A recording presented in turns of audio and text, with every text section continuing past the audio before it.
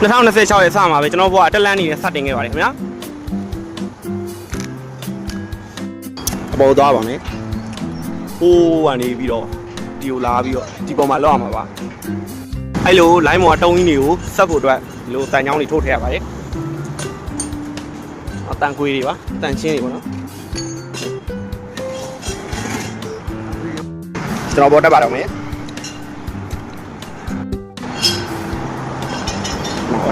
老尼ဒီမှာမရှိဘူးเนาะရှေ့တိုင်းမှာလှေကားအဲ့တိုင်းလှေကားကိုသွားဖြစ်ပါလေကဲလှေကားအောက်ရှိတော့ရောက်ပါပြီအပေါ်တက်ရပါတော့မယ် Let's go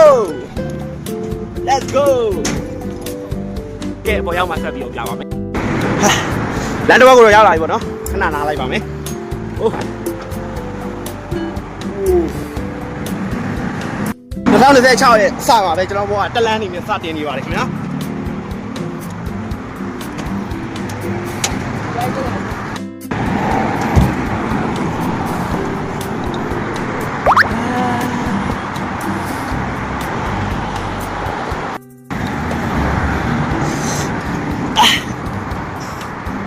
ကဲရောက်ပြီပေါ့နော်ဒီဘက်ကတော့ရောက်ပြီပေါ့ဟိုဒီထုံးလိုင်းတစ်လိုင်းကြောကိုကျွန်တော်သွားမှာဖြစ်ပါတယ်ဟိုဘက်တစ်လိုင်းကြောကိုကျွန်တော်တကယ်ကျွန်တော်သွားနေပြီပေါ့နော်ဟိုမှာ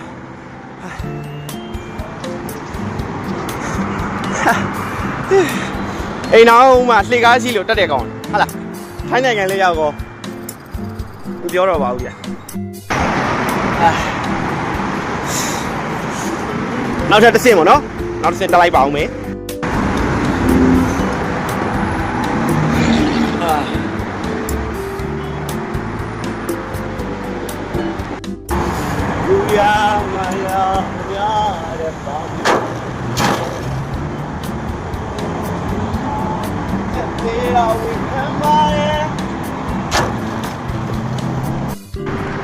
ခဏနားမယ်ဗျာဘောတော့ရောက်ပြီပေါ့နော်ဟိုဘက်ကိုဆက်သွားဖို့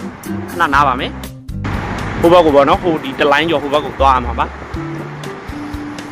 ညနေခင်းရဲ့လေပြေထဲမှာမင်းစံရွယ်တောင်မဖြန်းတဲ့အခါပန်းပွင့်လေးတွေဆက်သွေးဖြာ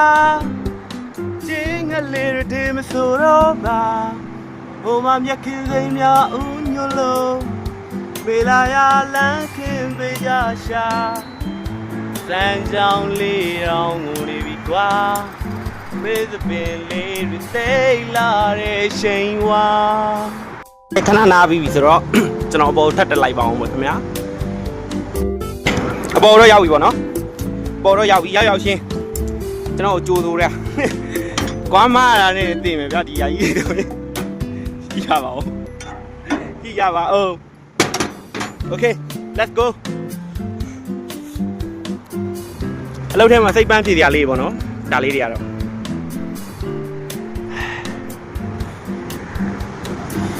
အပေါ်မှာလီတိုက်ပါတယ်အရင်အေးပါတယ်ခင်ဗျာမှာပေါ့နော်တက်လာလေကားလေးဘောကတက်လန်းနေကြည့်ပါပဲခင်ဗျာဆေးရုံငါလို့ဆေးရုံမပြောကောင်းမဆိုငါကြောက်တယ်ရောက်သွားမယ်ဟိုဘက်ကြီးအပြီးလည်းနှုံးပါโอเคဟိုးရှိကိုတတန်ကျော်သွားပါမယ်ဒါကတော့ကျွန်တော်တို့အလုံးသားတနင်္ဂနွေဈေးလို့ခေါ်ပါတယ်ကျွန်တော်တို့ကတော့တနင်္ဂနွေဈေးလို့ပဲခေါ်ကြပါတယ်ဒါကတော့7ရှိပါဟိုဘက်ထဲမှာပေါ့နော်အဲနောက်မှာတနင်္ဂနွေဈေးရှိပါတယ်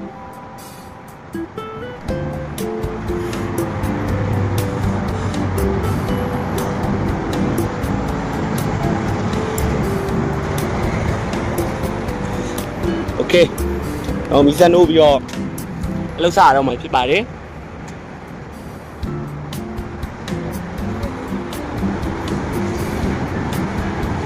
အတော်နေပြီဒီကြိုးယူဖို့မင်းနေအောင်မယ်တော်ပါပြီ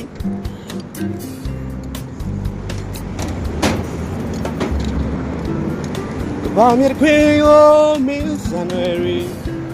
လဲဆုံးထားပါလားကွာတိမ်တွေပေါ်မှာရွှေနေကြီးဟာရောင်စင်ပြတ်ပက်ခါသပင်တွေကိုနမ်းနေခါ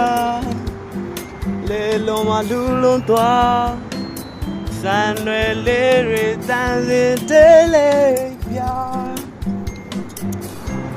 လာတော့ကိုတော့ရောက်လာခဲ့ပြီပေါ့နော်ရှေ့ဆက်သွားပါအောင်မေအလုံးမလို့အဒီကွန်မန့်နဲ့ပြတက်ရတာလိုက်ချောက်ရတာကဲဒီဘက်ကိုတော့ရောက်ပြီပေါ့နော်ကျွန်တော်လှုပ်လှုပ်ရမယ် line ကဒီ line ပါလှုပ်လှုပ်မှာပါတယ်ကဲဒီကနေပြီးတော့ကျွန်တော်ဆင်းပြီးတော့ဟိုအစုံလေးကနေပြီးလေကားနဲ့ဆင်းပြီးအောက်ကိုဆင်းရမှာဖြစ်ပါတယ်အဲ့တော့ကျွန်တော်ဖုန်းမကင်နိုင်တော့ပါဘူးအောက်ကြမှာတစ်ချက်ရိုက်ပြပါမယ်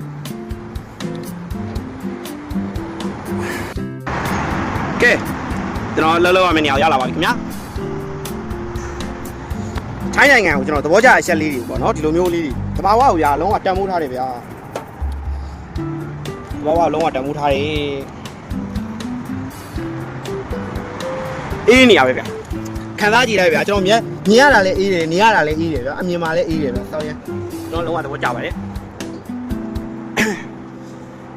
ဒီလမ်းလေးဆိုလှမလှမဒီအိမ်လေးတွေအတွက်ပဲနာဒီလမ်းလေးကဟိုဘက်မှာလမ်းမရှိတော့ပိတ်ထားမလားဟိုရမ်းမိုက်ပါတယ်တော့လှုပ်ဖို့တော့အားလုံးပြင်ဆင်ပြီးပါပြီခင်ဗျာဒီအောက်ကတန်ကွေးတွေဒီတန်ချင်းဒီတန်ကွေးတွေပေါ့နော်ကျွန်တော်တို့သွက်တင်ပြီးပါပြီအစအောင်ပြင်ထိုးထည့်ရပါတော့မယ်ဓာတ်ရည်ဟုတ်ကဲ့သက်စားပါတော့ခင်ဗျာ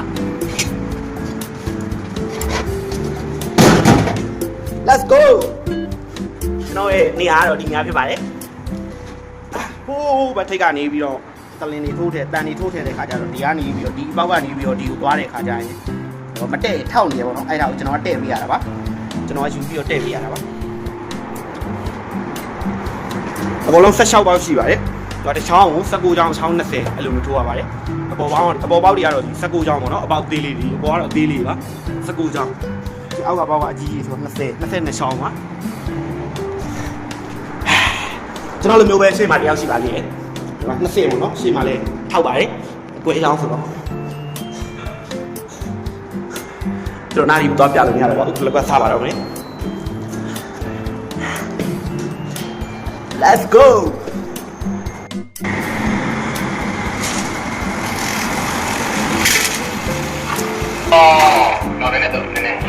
အဲ့လိုဆိုရင်တော့လောက်ဆရာမလို့ပေါ့နော်ကြည့်ပေးအောင်ပါပဲသူကလည်းကန်နေသွားပါတယ်ကျွန်တော်နှစ်ဖက်ဆောင်းရတာပေါ့နော်ဟိုဘက်ဒီဘက်နှစ်ဖက်ဆောင်းရတာပါโอเคအလောက်ကတော့ထားပါပဲ